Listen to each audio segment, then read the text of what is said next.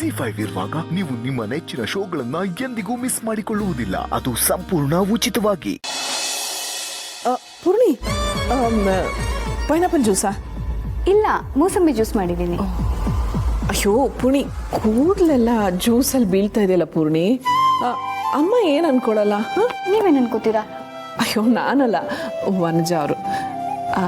ನೀನು ಅವ್ರನ್ನ ಅಮ್ಮ ಅಂತೀಯಲ್ವಾ, ಅದಕ್ಕೆ. ಅವ್ರೇನು ಅನ್ಕೊಳ್ಳಲ್ಲ ಬಿಡಿ.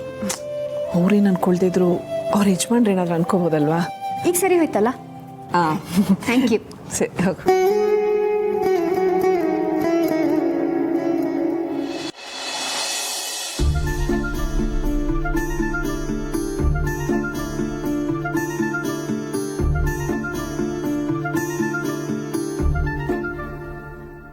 ಇವಳನ್ನೇ ತನ್ನ ಮಗಳು ಅಂತಿರೋದು ಇವನು ಕೇವಲ ದುಡ್ಡುಗೋಸ್ಕರ, ಆಸ್ತಿಗೋಸ್ಕರ, ಅಂತಸ್ತಿಗೋಸ್ಕರ. ಬೇರೆ ಯಾರನ್ನೂ ನಂಬಿ ಕರ್ಕೊಂಬಂದು ಹಾಳಾಗಕ್ಕಿಂತ ಈ ಹುಡುಗಿನ ಬಳಸ್ಕೊಂಡ್ರೆ ಆಸ್ತಿನ ಉಳಿಸ್ಕೋಬೋದು ಅಂದ್ಕೊಂಡೆ. ಸಾರಿ ಕಣಮ್ಮ.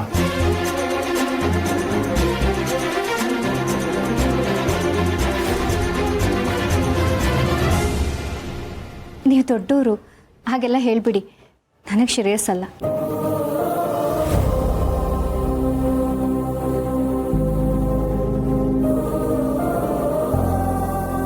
ನಾನು ನೋಡ್ತಿರೋದು ನಿಜನಾ? ಪರವಾಗಿಲ್ವೇ? ನನ್ನ ಗಂಡ ಬದಲಾಗ್ತಿದ್ದಾರೆ. ಮಕ್ಕಳನ್ನ ನೋಡಿ ಮನಸ್ಸು ಕರಗ್ತಿದೆ ಅನಿಸುತ್ತೆ. ನನಗೆ ಗೊತ್ತು ರೀ, ನೀವು ಬದಲಾಗೆ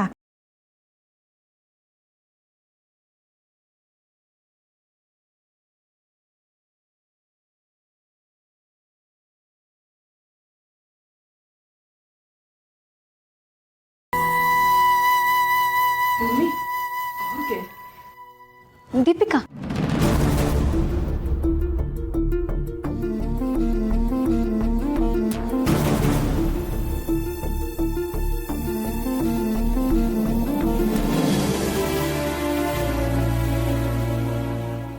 ಡ್ಯಾಡ್, ನೀವು ಪೂರ್ಣಿ ಹತ್ರ ಸಾರಿ ಕೇಳಿದ್ದು ನಂಗೆ ಇಷ್ಟ ಆಗಲಿಲ್ಲ.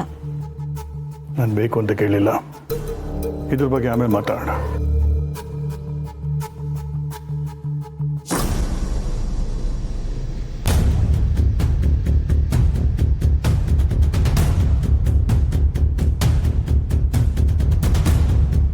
ಪೂರ್ಣಿ, ಇಲ್ಲೋಡು, ಮಾಮ್ ನನಗೆ ಅಂತ ಹಬ್ಬಕ್ಕೆ ಸೀರೆ ತಂದಿದ್ದಾರೆ. ಚೆನ್ನಾಗಿದೆಯಾ? ತುಂಬ ಚೆನ್ನಾಗಿದೆ. ಹೌದಲ್ವಾ? ಮಾಮ್ಗೆ ನಾನು ಅಂದರೆ ತುಂಬ ಇಷ್ಟ.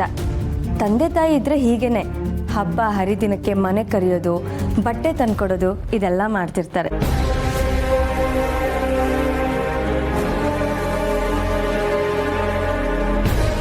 ಮಾಮ್, ಪೂರ್ಣಿಗೂ ಯಾವುದಾದ್ರೂ ಒಂದು ಸೀರೆ ತಂದ್ಕೊಡ್ಬೋದಿತ್ತಲ್ವಾ? ಯಾವಾಗಲೂ ಏನಾದರೂ ತಂದ್ಕೊಡ್ತಿರ್ತೀಯಾ? ಇವತ್ತು ಮಾತ್ರ ನನಗೆ ತಂದಿದ್ಯಾ?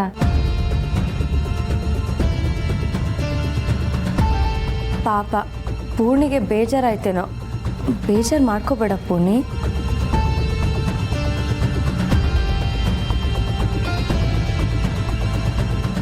ಅದು ಸಾರಿ ಪೂರ್ಣಿ, ಅವಸರದಲ್ಲಿ ದೀಪಕ್ಕೆ ಮಾತ್ರ ತಂದೆ. ಅಯ್ಯೋ ಪರವಾಗಿಲ್ಲ ಅಮ್ಮ, ನನಗೇನು ಬೇಜಾರಿಲ್ಲ. ನೀವು ಪ್ರೀತಿಯಿಂದ ಹರಿಸಿದ್ರೆ ಅಷ್ಟೇ ಸಾಕು.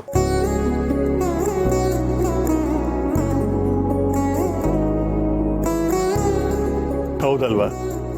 ಮನೆ ಹೆಣ್ಮಕ್ಳಿಗೆ ಎಲ್ಲರಿಗೂ ಸೀರೆ ತರ್ಬೋದಾಗಿತ್ತು. ತುಳಸಿ ಅವ್ರಿಗೂ ತರ್ಬೋದಾಗಿತ್ತು. ಹೌದು, ತರಬೇಕಿತ್ತು. ನನಗೆ ಅದು ತೋಚಲಿಲ್ಲ. ನನಗೆ ಕ್ಷಮಿಸ್ಬಿಡು ಮಗಳೇ. ನಾಳೆ ನಿನಗೆ ನಾನೇ ಹೋಗಿ ಸೀರೆ ತಂದು ಕೊಡ್ತೀನಿ.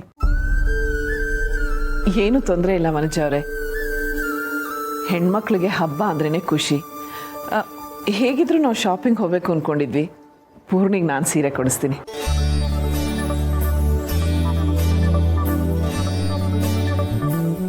ಪೂರ್ಣಿ, ಬಾ ಊಟಕ್ಕೆ ರೆಡಿ ಮಾಡೋಣ. ಇಲ್ಲ ತುಳಸಿಯವರೇ, ಊಟ ಏನು ಬೇಡ, ನಾವಿನ್ನು ಹೊರಡ್ತೀವಿ. ಹೊರಡೋದಾ?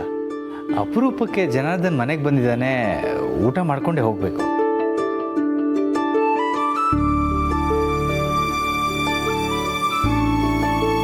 ಹೌದಪ್ಪ, ಊಟ ಮಾಡಿಕೊಂಡೇ ಹೋಗಬೇಕು. ಪೂರ್ಣಿ, ಊಟಕ್ಕೆ ರೆಡಿ ಮಾಡಮ್ಮ. ಬಾಮ್ಮ. ಇಲ್ಲಮ್ಮ, ನಾನು ಅದನ್ನೆಲ್ಲ ನೋಡ್ಕೊಳ್ತೀನಿ, ನೀವು ಕೂತ್ಕೊಳ್ಳಿ. ಹಾಗಂದ್ರಾಗತ್ತಾ? ಬಾ, ನಾನು ಬರ್ತೀನಿ. ನೀವಿಬ್ರೇ ಯಾಕೆ, ನಾನು ನಿಮ್ಮ ಜೊತೆ ಬರ್ತೀನಿ.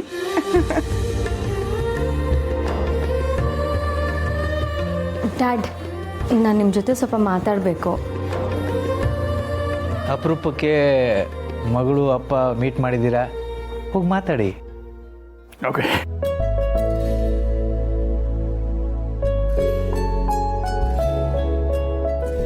ಅಣ್ಣ, ಮನೆ ಬಿಟ್ಟು ಹೋಗೋ ನಿರ್ಧಾರನ ಬದಲಾಯಿಸೋಕ್ಕಾಗಲ್ವಾ?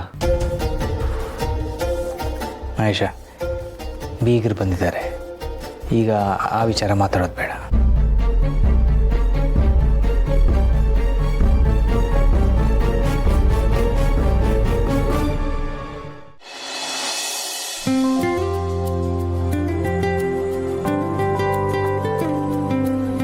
ಅಮ್ಮ, ನೀವು ಯಾಕೆ ಬರಕ್ ಹೋದ್ರಿ? ಎಷ್ಟು ಹೇಳಿದ್ರು ಕೇಳಲ್ಲ ನೀವು. ಪರವಾಗಿಲ್ಲ ಪೂರ್ಣಿ, ನಿಂಗೊಬ್ಳಿಗೆ ಕಷ್ಟ ಆಗತ್ತೆ, ನಮ್ಮ ಕೈಲಿ ಎಷ್ಟಾಗುತ್ತೋ ಅವ್ರು ಸೇರ್ಕೊಂಡು ಸಹಾಯ ಮಾಡ್ತೀವಿ. ಏನೂ ಬೇಕಾಗಿಲ್ಲ, ನೀವಿಬ್ರು ಮಾತಾಡ್ತಾ ಕೂತ್ಕೊಳ್ಳಿ, ನಾನು ಪಟ ಪಟ ಅಂತ ಅಡುಗೆ ಮುಗಿಸ್ತೀನಿ. ನನ್ನ ಮಗಳು ಮಾತಲ್ಲೂ ಚುರುಕು, ಅಡುಗೆ ಮಾಡೋದ್ರಲ್ಲೂ ಚುರುಕು.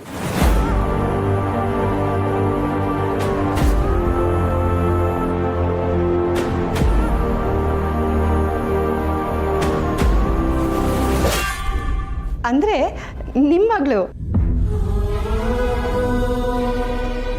ನಿಮ್ಮ ಸೊಸೆ ನಿಮ್ಮಿಂದನೇ ಅಡುಗೆ ಕಲ್ತಿರ್ಬೇಕಲ್ಲ? ಎಷ್ಟು ಬೇಗ ಅಡುಗೆ ಮಾಡ್ತಾಳೆ. ಹೌದು, ಅವಳು ಎಲ್ಲ ಅಡುಗೆನೂ ಚೆನ್ನಾಗಿ ಮಾಡ್ತಾಳೆ.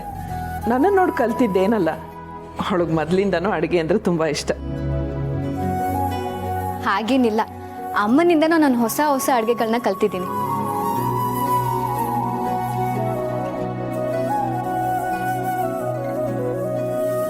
ಇವತ್ತು ನನ್ನಿಂದ ನನ್ನ ಮಗಳಿಗೆ ಬೇಜಾರಾಯಿತು ಅನಿಸುತ್ತೆ. ನಾನು ದೀಪಕನ ಜೊತೆ ಅವಳಿಗೂ ಸೀರೆ ತರಬೇಕಿತ್ತು.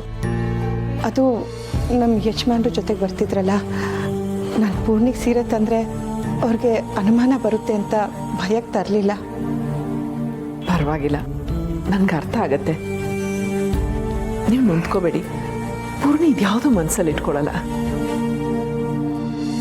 ಅಮ್ಮ, ಚೂರು ಬೆಳ್ಳುಳ್ಳಿ ಬಿಡಿಸ್ಕೊಡ್ತೀರಾ?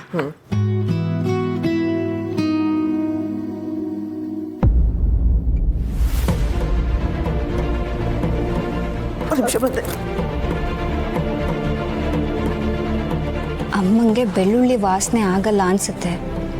ಈ ಟೈಮಲ್ಲಿ ಅವ್ರಿಗೆ ಇಷ್ಟವಾದ ತಿಂಡಿಗಳು ನೋಡಿದ್ರು ವಾಮಿಟ್ ಆಗುತ್ತೆ ಅಂತಾರೆ. ಪಾಪ ಅಮ್ಮ.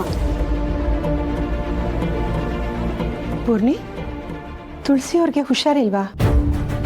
ಅಯ್ಯೋ ದೇವ್ರೆ, ವನಜ ಅಮ್ಮಂಗೆ ಏನಂತ ಹೇಳಿ? ಈ ವಿಷಯನ ಹೇಳೋ ಬೇಡವೋ? ಪೂರ್ಣಿ, ನಿನ್ನೆ ಕೇಳಿದ್ದು, ತುಳಸಿ ಅವರು ಹುಷಾರಾಗಿದ್ದಾರೆ ತಾನೆ? ಹಾಂ, ಹುಷಾರಾಗೇ ಇದ್ದಾರೆ ಅಮ್ಮ. ಅದು ಅವ್ರಿಗೆ ಬೆಳ್ಳುಳ್ಳಿ ವಾಸನೆ ಆಗಲ್ಲ, ಅದು ನನಗೆ ಗೊತ್ತಾಗ್ಲಿಲ್ಲ, ಮರ್ತು ಕೊಟ್ಬಿಟ್ಟೆ. ಅದು ಬಿಟ್ಟರೆ ಬೇರೆ ಏನಿಲ್ಲ.